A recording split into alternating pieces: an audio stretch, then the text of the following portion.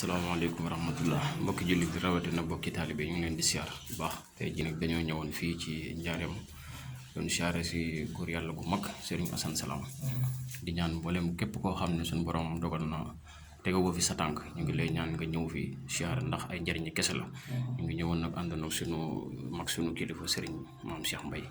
Serigne Sini Bey ak Serigne Basirou Mbaye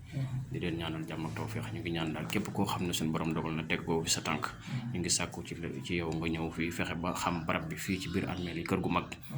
ci la barab bu Serigne Assane Salam nekk di doon koo xam ne kenn dootu ko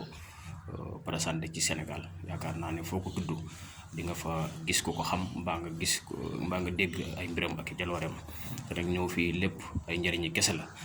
am na ci biir barab yi njaareem yi armeel boo xam ne ñu koy wax sëñ Modou Awa Ndiaye Serigne Assane Salam waxoon na ne ku ko siyaare di nga am juróom-benn fukki ati jaamu yàlla te loo yoroon ci tooñ suñu borom jéggal la ko. noonu la mel ci barabu Serigne Mor Mbaye Cissé it naa waxoon na fa lu jege loolu lu toll ci fanweeri at mbaa ñeent fukk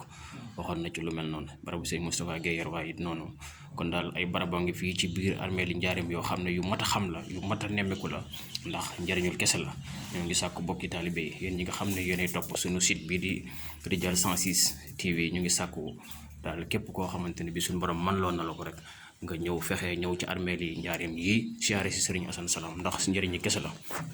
ñoo ngi ñaanal ñëpp jàmm di sàkku ci ñëpp ñu ñaanal no di ñaan suñu borom dolli leer ak kattan ak tawféex Serigne Assane Salam barki Seexuna Seexul Xadim ñu ngi jégalu ñëpp.